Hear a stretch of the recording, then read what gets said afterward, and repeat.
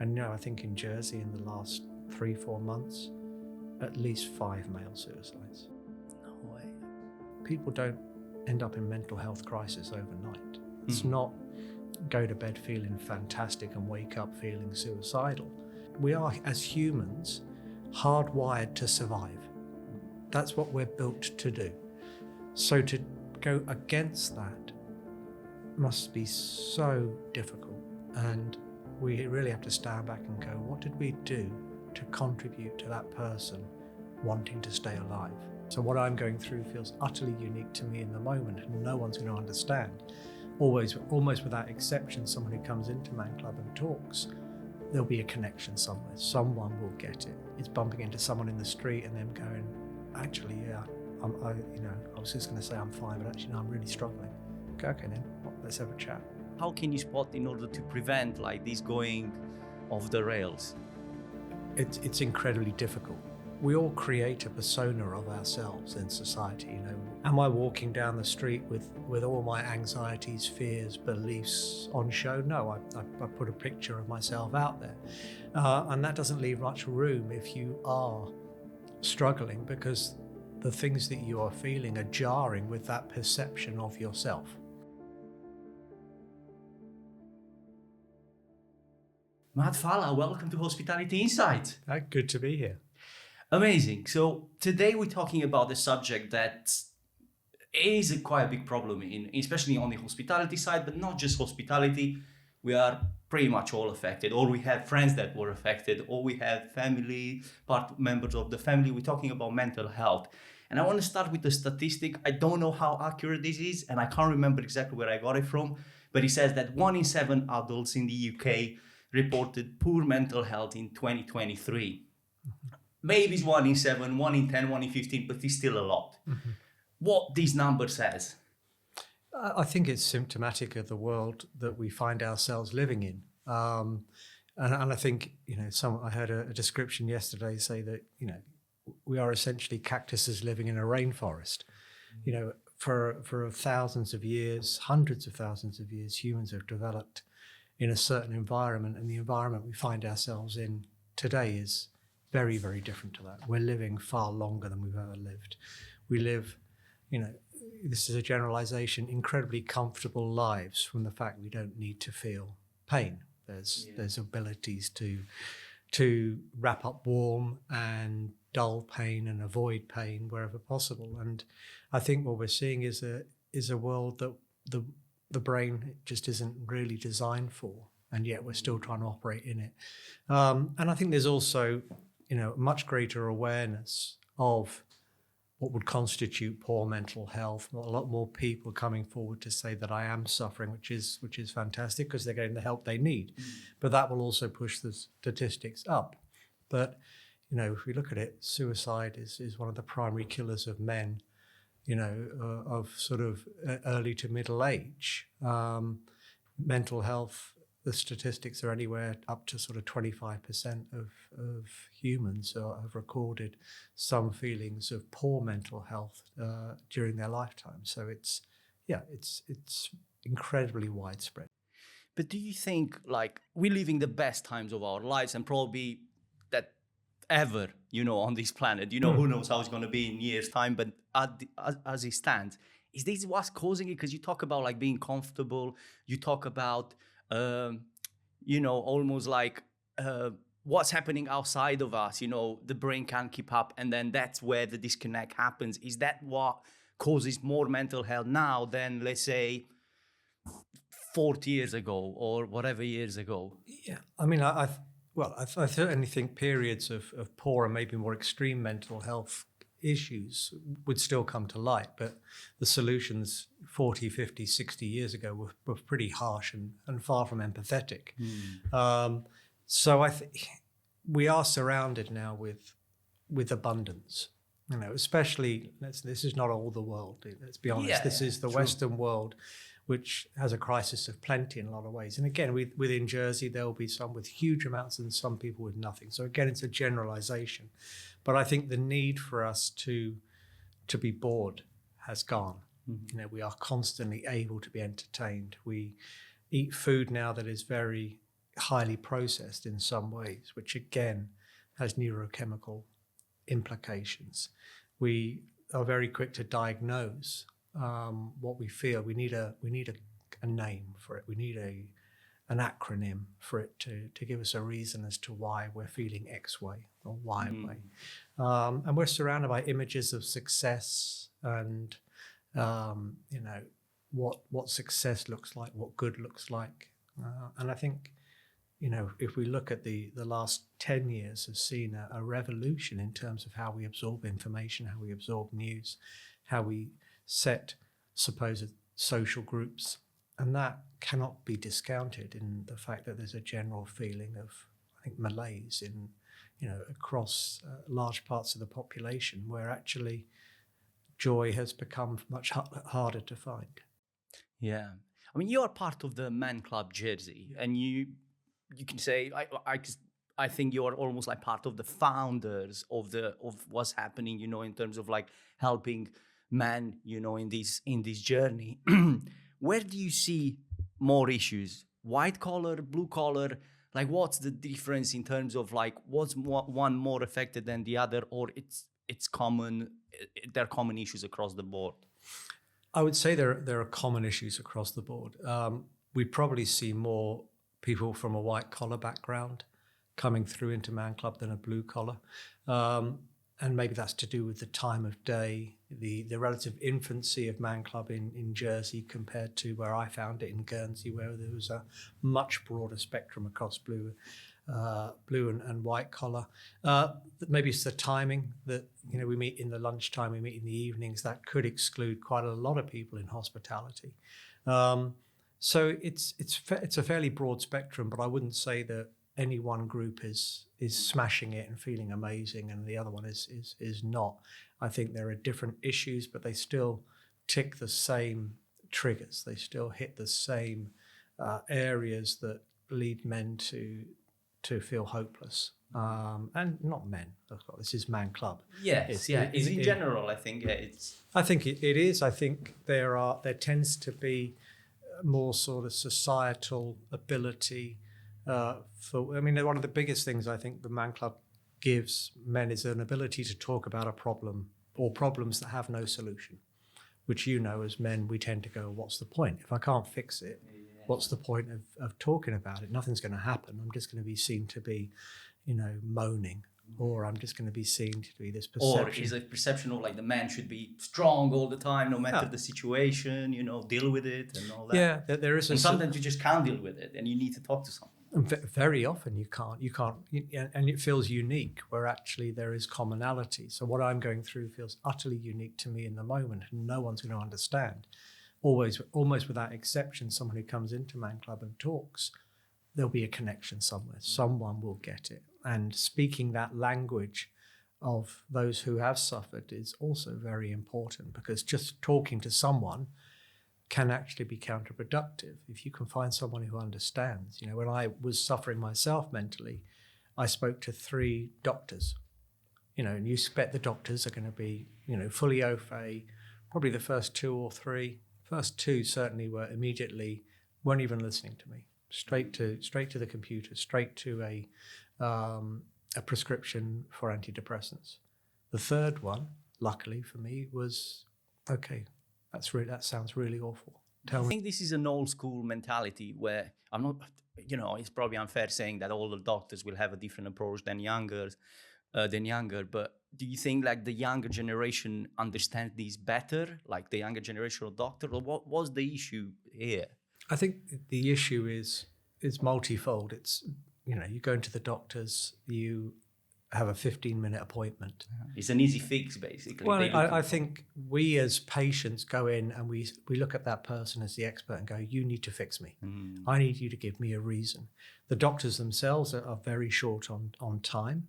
And so the easiest thing is to service both needs. You want an answer, I want a quick solution. Bang, there you go. Yeah. And I think it's much more... It's almost like giving paracetamol. It won't kill you, but it might not do you. Yeah, and it won't fix It won't fix the pain. It will block the pain. Antidepressants don't stop the reason why you're feeling the way you're reasoning. They don't look at they give you an ability to operate. They give you a feeling of being able to deal with it, and hopefully with that you can fix the underlying issues. But I think there is, there is a point where we look to the medical profession too much, and also the medical profession. It's like going, on a hospitality podcast. If you go into a restaurant and you go, right, cook me every type of food, they're not going to do that. And so doctors have to be generalists. And you also go into the doctors. I've known mine for, in Jersey, so it wasn't who I was dealing with at the time, for 30 years. So I'm not Matt that's just walked in today with a symptom. I'm Matt that's been in maybe every day for the last month with various different things. So I think there is also familiarity, as we say, breed contempt. If you go to your doctor and you become the sum total of all your ailments and fears and your history, you're not a blank sheet that presents with X issue and maybe Y, and together they could actually be the sum total of something else that needs to be looked at. Yeah, I mean, what are the signs? Because if let's say you have a circle of friends, how do you spot? Is it easy to spot? How can you spot it?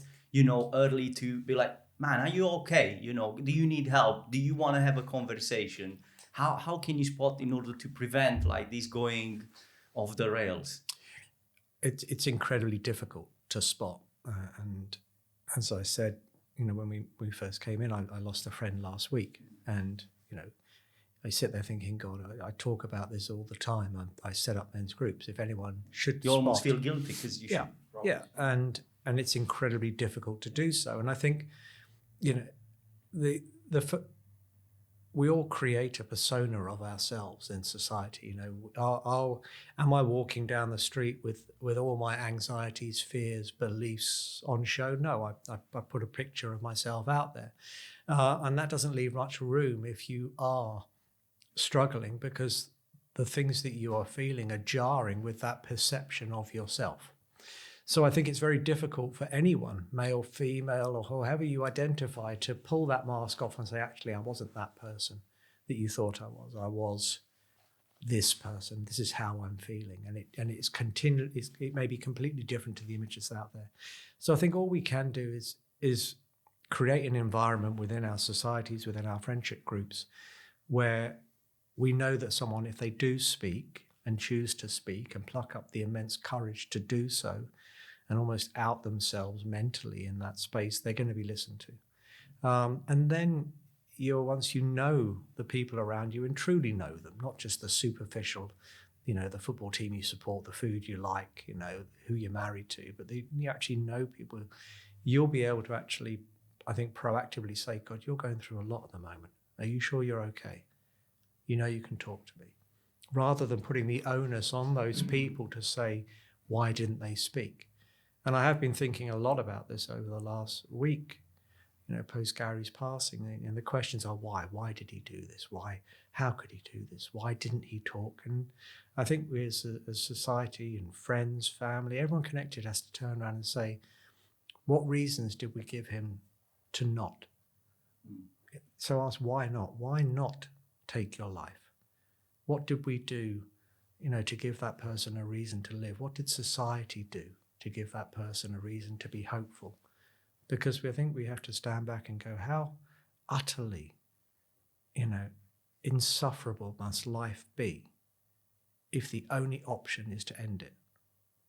And there's a lot of blame that happens when this happens, a lot of pointing finger, a lot of throwaway comments about selfishness and how could they, and you look at it and you go, we are, as humans, hardwired to survive. That's what we're built to do. So to go against that must be so difficult. And we really have to stand back and go, what did we do to contribute to that person wanting to stay alive? And so I think it is a massive point of reflection. Yeah, well, I get you when you say like it's hard to spot it, especially when I'm talking about the hospitality side, because I worked for like 7 years in hospitality. And if we were coming back to the circle of friends, let's say, or people that you meet the most, sometimes you just see one of them, starting drinking or doing his life being all over the place. It's bad saying probably, but I work with a lot of people in hospitality, and the majority of men, they were a bit like that. You know, they were drinking a lot after service. Their life was a mess. Some of them taking drugs. So it was really hard to kind of know that is he messed up? Is he just in a phase of his life? Is he dealing with something? Because I think mental health can also lead into these, right? So you can have all sorts of, it can go in all sorts of ways from when you start having these problems. Yeah, I mean, coping mechanisms to deal with pain, as you say, all the things you're talking about, really, you know, from drink to alcohol to risky behavior, is all dopamine firing behavior. It's all things to defer and push away pain in exchange for immediate joy. But the pain pleasure receptors in the brain are sitting in exactly the same place, and they need to find equilibrium. So for the joy, there is a downside to pain. We've all, you know, be it a hangover, be it a come down, be it a whatever it might be. So you're continually pushing that part up, and you're also continually pushing the pain part as well. So it's I think if you stand back, truly knowing someone and what's going on in their life, and knowing if that behavior is normal, if it is healthy, you can probably stand back and go, that's not particularly healthy behavior. And I think what's important to note as well is that, you know, people don't end up in mental health crisis overnight. It's not go to bed feeling fantastic and wake up feeling suicidal. It's weeks, months, years, decades of cuts, more cuts, recovery, back, until you finally found that person that is in crisis. So it's incredibly difficult to spot. Someone is very adept to hiding it.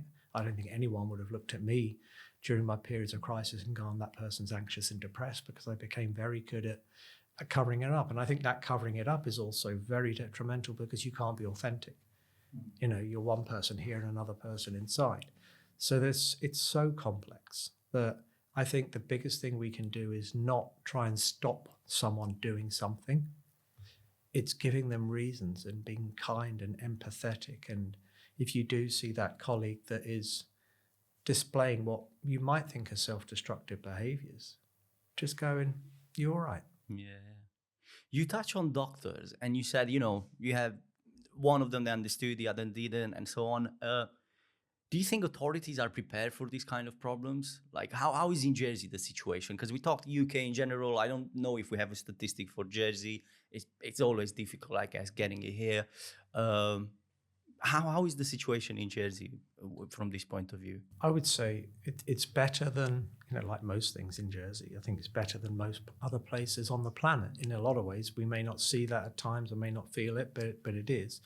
But it's still nowhere near good enough. And I think that's inherent with the system. If you reported to accident emergency with having a heart attack, you probably get, you know, looked at straight away. You know, in years gone by, if you reported feeling suicidal, you had to basically be bad at suicide to get help. You had to have failed to kill yourself to then get the support you needed. That has changed now, and I think the mental health services over here have done a fantastic job in creating sort of first line of defense and a lot more care around those. But I think, you know, society-wise, we have to look at how far you can push someone before that becomes an option for them, and how far in certain ways the structure of society does penalize groups or has preconceptions about certain groups and individuals. So I think, you know, the medical profession is now far more aware, far more attuned. I think we're still utterly focused on pharmacological solutions. And let's be perfectly honest, Big Pharma there's no business model that really looks at curing. You know, it's perpetuating. It is just keep on, you know, giving these pills out on a regular basis, and doesn't really look at the causes of why someone feels that way and what's going on. It's just here is a plaster to that cut. Not why did you cut Come for another one later. Well, exactly. It's you can be on, you know, SSRIs, antidepressants for the rest of your life if you wish. That's a good business for them, Oh, obviously. it's a fantastic business. And I think, if we're looking now, the rise in ADHD diagnoses and the drugs that are given, even if you can get them for those, that again is not looking at the root causes of why someone's dopamine system is misfiring. It's just going, you can't concentrate. Here is a hell of a lot of stuff that's going to make you concentrate. And so it doesn't look at the societal issues or the individual issues that's leading that person to feel the way they do or operate the way they do. It's looking at just wrapping a bandage around it. Talking about big pharma and almost going opposite way, magic mushrooms. I know you have an interesting idea, and maybe how can this help? I know some people when they hear this, I mean, I never tried, I don't know, but just saying, some people think, well, drugs, like that, those kind of drugs for situations like this, are you crazy and all that? But there are studies, obviously, that prove that it can be beneficial. What can you tell us about that? Well, I think, it's, if we focused on the psychedelic element and the compound that exists within the mushroom that's known as magic mushrooms, which is psilocybin, it's, that probably detracts. It's one element of the fungal world that actually has been helping humans operate and live better and happier for hundreds of thousands of years. So, the mushrooms contain compounds. I mean, there's very little nutritional value in a mushroom itself. They might taste good, but there's nothing in there. It's more water, predominant and fiber, I think. Yeah, predominantly water, but a very large number of them, probably north of 200 different species, contain compounds that can help the body in some way, and contain natural compounds that are small enough to pass through the blood-brain barrier as well. So they do what a large number of pharmaceutical and man-made solutions can't do, which is get to the root cause. So if we look at psilocybin and its associated compound psilocin has molecules that attach directly to a receptor in the brain known as the 5-HT2A receptor. And that's what's colloquially known as the default mode network. So that network in your brain has been building since the moment you were created. And it basically creates a map of the world for you in how things work and how you do things. It allows you to operate as a functional adult because you know that is water and it's not going to kill you, so you don't have to think much about it. So your brain is continually finding ways to be more and more efficient. Your brain takes up probably about 30% of the energy you consume in calories every single day. So the more efficient it can be, the better, the more efficient human you can be. But that leads to positive efficiencies and negative efficiencies. So positively, that water's not going to kill me. Negatively, I feel this way, I'm going to drink alcohol. So all of those it's essentially the ego within a system in the brain. I know things, it's fine, I know how to do this, I know it. If you look at it, when you walk down the street and you think, how did I get here? That's your default mode kicking in. Yeah, I've done it 300. Yeah, I've done it 300 times. I don't have to think about it. But I was bitten by a dog when I was 2. All dogs are evil. So there's positive and negatives. So what psilocybin does is turn that receptor off in the brain. So it allows somebody to make new neural connections. So if there are damaging behaviors, they can be through, professional therapy, through the right set and setting and through follow-up work.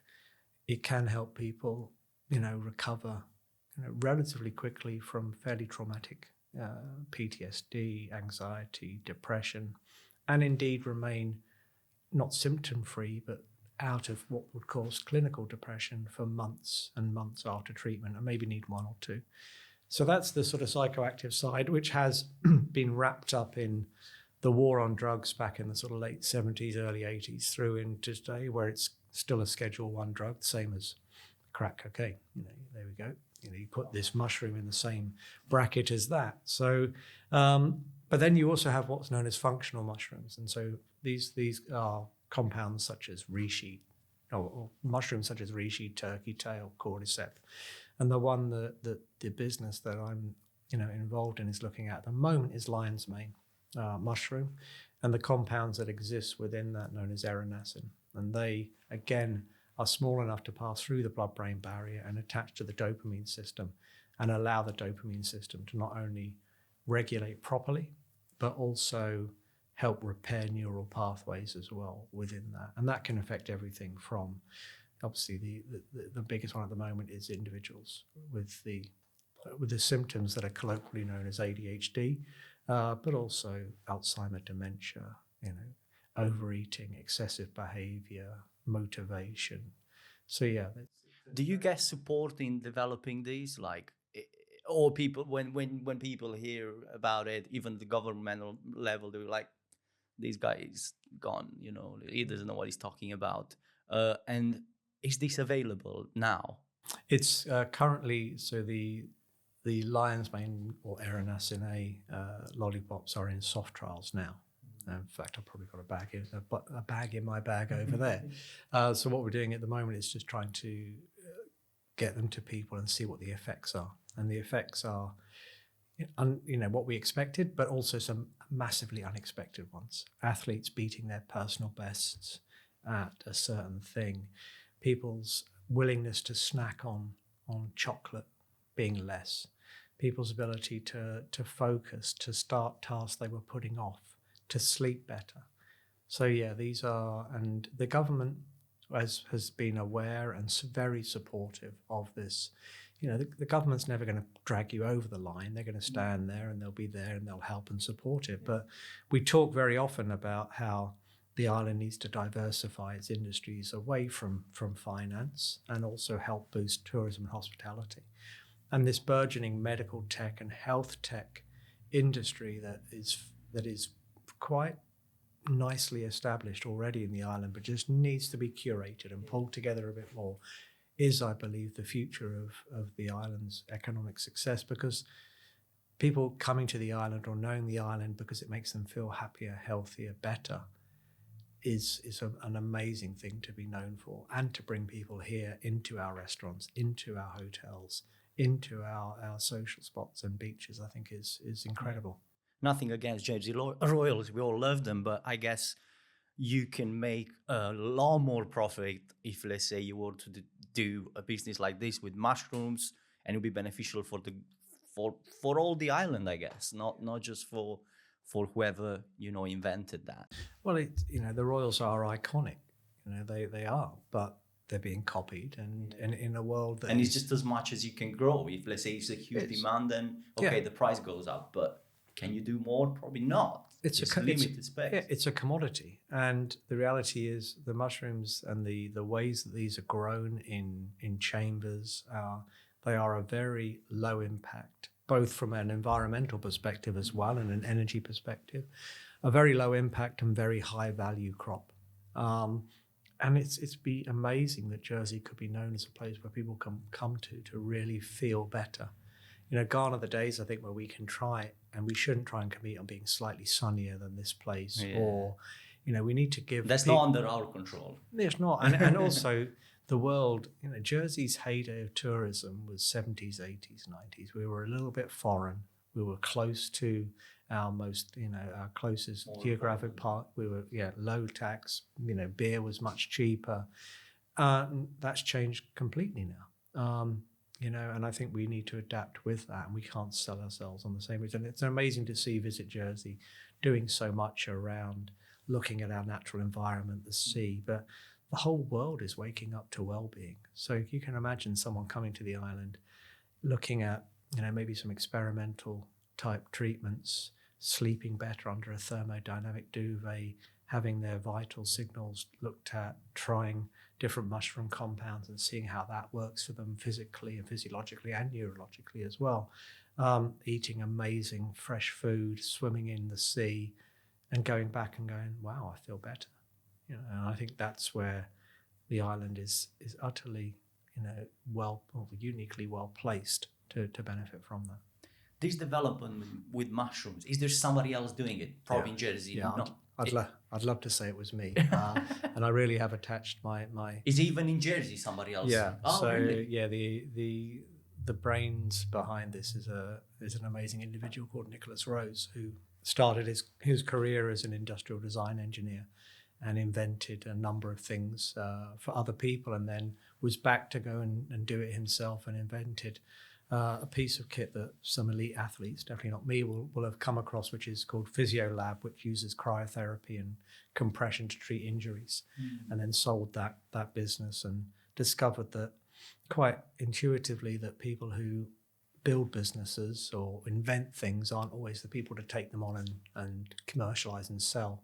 So then set up a company where all the ideas he has, from heart rate monitoring and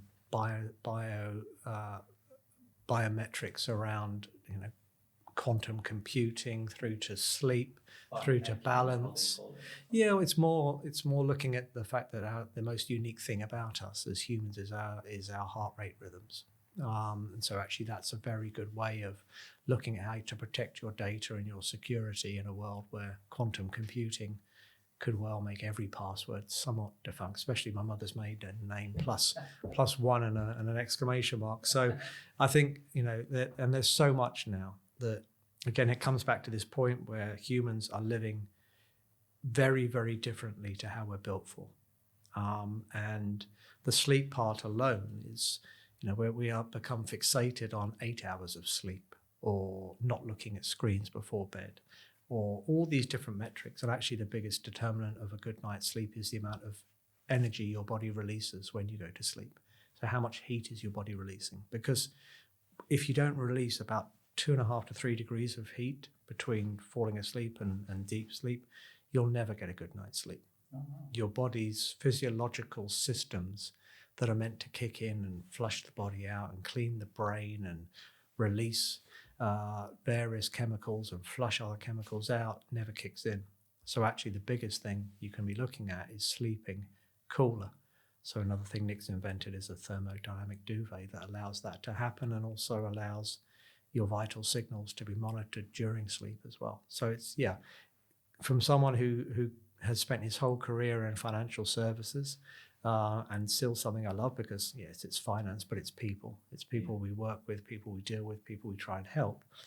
This is incredibly exciting also to be some very small part of. I want to get back to Man Club, because I think that, if it's something that I want these people to that are watching, to leave from this conversation, is that if they need help, there is a place. Tell me a bit more about it. What can you expect if, let's say, as a new person thinking about joining the club? Yeah. So I think club's a very good place to start. So if you imagine, anything that you've got an interest in, let's say, do you like football? What team do you support? I'm not that much into football. Probably sympathize a bit with Liverpool, let's say. Okay, so let's say you actually love Liverpool and you arrived in Jersey and you went, God, I love Liverpool. And you might find somebody who likes football, but they support Man United. So you can connect, but you're not going to have those. And then you find the Liverpool Supporters Club and you go down and you're talking about the team and how it's performing. And then you're talking about that cup game we had in 1976. And I think it's that connection. It's connecting around a subject where that people will talk that language. And so I think that's what Man Club in its essence gives us, is that when I sit down with someone like this, and I might not know you at all, we immediately get sort of 10 layers down in deep connection, because you're able to talk to me about how you're actually feeling, and you're trying to process how you're feeling, and this happened and that happened. And you get someone who firstly listens to you, just listens. The essence of Man Club is listening, and you talk for as long as you talk. And that somewhat always flies in the face of men don't want to talk.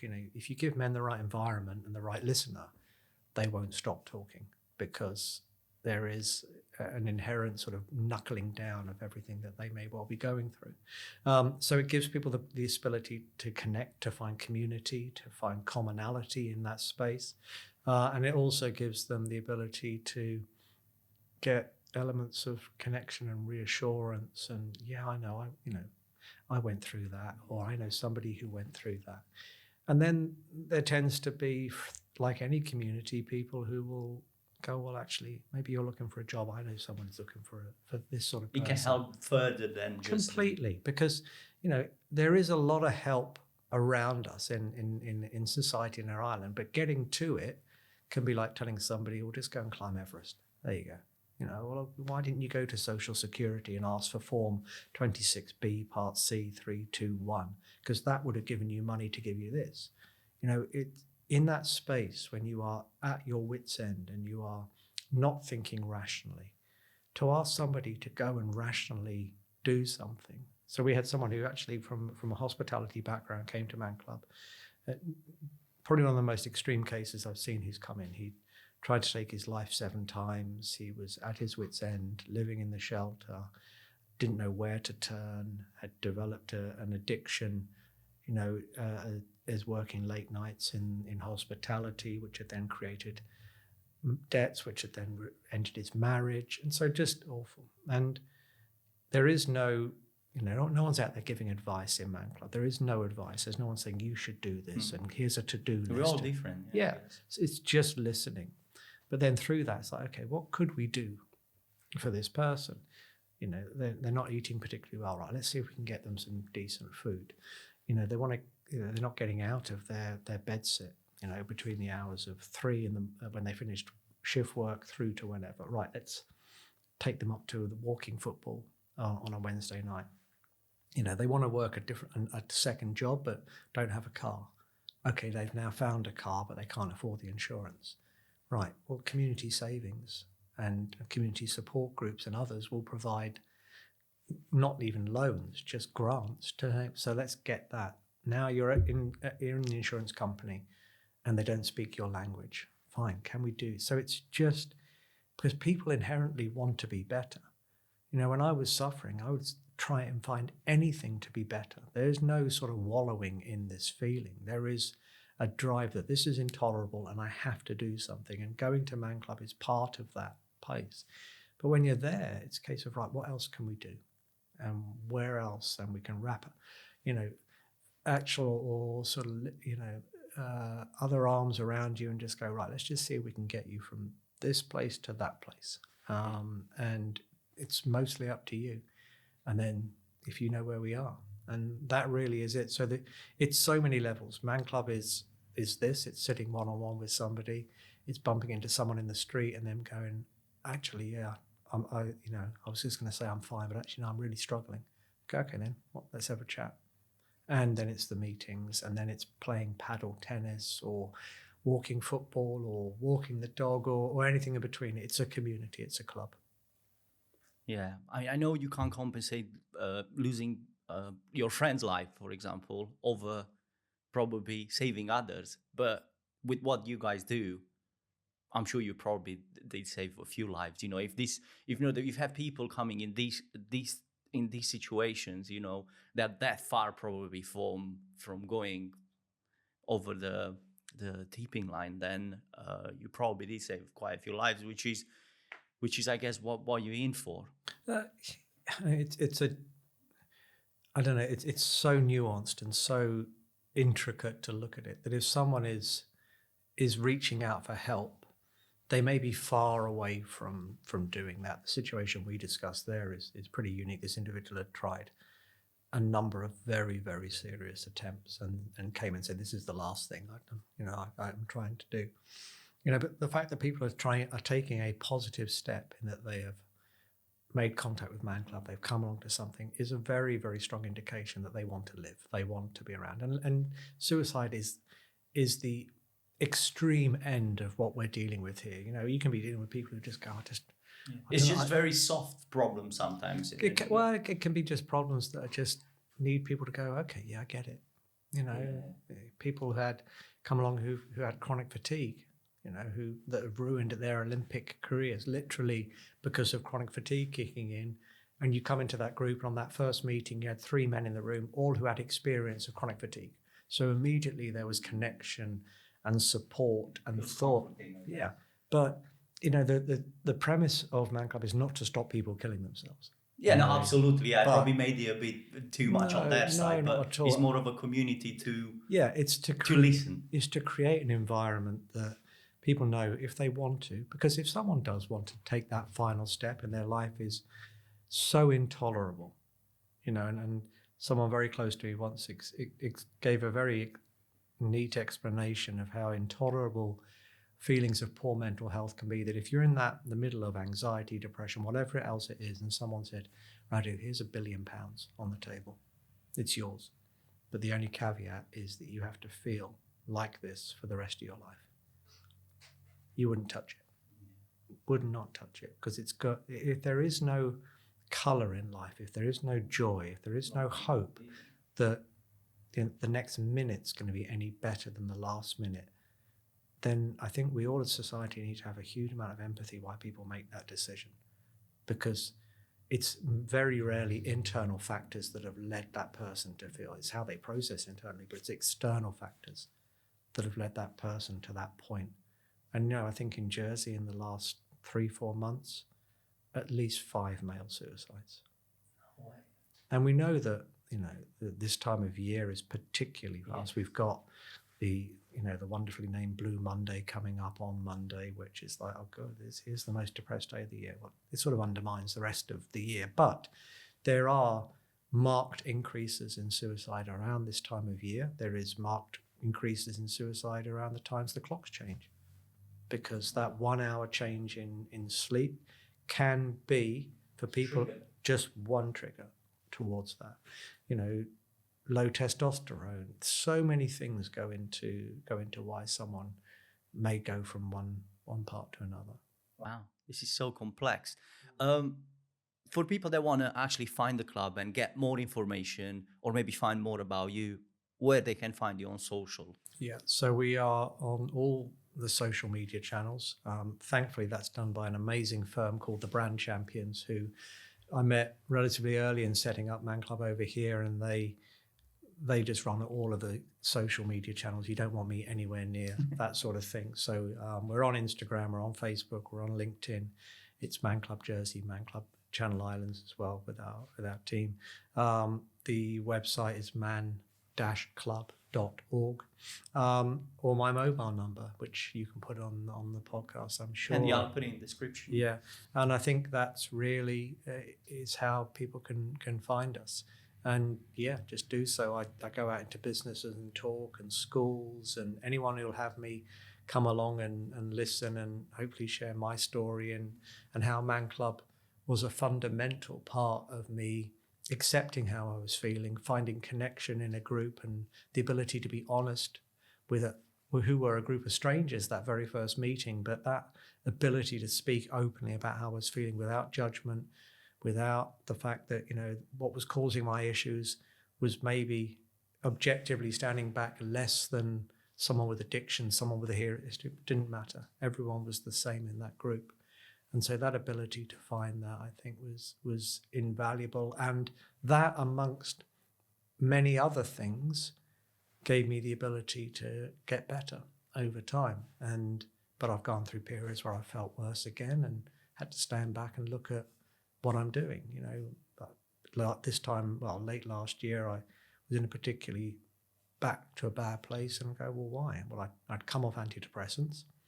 I was drinking more because it was Christmas. The weather was like it is. I'm not exercising as much. I'm eating amazing but pretty crappy food for your well-being. So guess what? I felt rotten. And to get out of that rotten path took 3 months. Wow. So it's not just because hitting that period of feeling like that had taken cumulative bad decisions to lead me to feeling like that. So I don't know in those circumstances what will make me feel better, but I know that probably alcohol isn't going to help, that not exercising isn't going to help, that eating, bacon rolls and, that sort of stuff and chocolate isn't going to help. It'll help in the moment. It'll make me feel better, but then I'll feel worse. So then you strip that, and I haven't drunk since that point. And I try now and build my days in a way that I put myself first, because I don't think selfishness is a bad thing if it's done for the right reason. No, absolutely. I mean, in most situations, I'm sure in your case, there are people depending on you to be okay. Well, just Maybe your family can be, you know, people at work, and if you're not, then other people actually have to suffer. Well, I think generally I realize now that the life I've built for myself, and you tend to build that sort of life when you feel good. You know, it's like, oh God, why did I say yes to that? But it's an 8 out of 10 life, meaning I need to feel 8 out of 10 to do it well. And if I feel 7 or 6 out of 10, it's still doable, but it's going to start to creak. If I feel 5 out of 10, it doesn't work. And I can't stop being a husband and a father. I can't drop a man club. I can't do the things at that stage. So it is a continual process to invest into myself to go, right, Full power ahead. to maintain that, because you can't step away from most of our responsibilities and just lock yourself down for a period. So and it's once you've stripped things back, it's a lot easier to notice the signs when things might be slipping again, that maybe I'm not sleeping as well as I did, maybe I'm biting my nails, all the little things that in isolation might seem like nothing but could be an indication that, you know, with Gary's passing last week, it's a case of, well, you could just go, well, that's shit, I'm going to push on. But actually, it's like, no, let's just sit with this for a bit and be quiet with it and try and think and make sure that you're not just taking that for granted, because that's certainly in the lead up to the breakdown is how I dealt with things. It was like, that's awful, but I need to push on. Matt, this conversation about mental health is definitely something that we should have again and again. I think I would like to believe that it will help listeners, viewers, and thank you for being on the show. Thank you for asking me. Especially because we're doing it 7:30 in the morning. For people that don't know, it's very early. And thank you. It's Appreciate an absolute pleasure, and thank you for making it happen.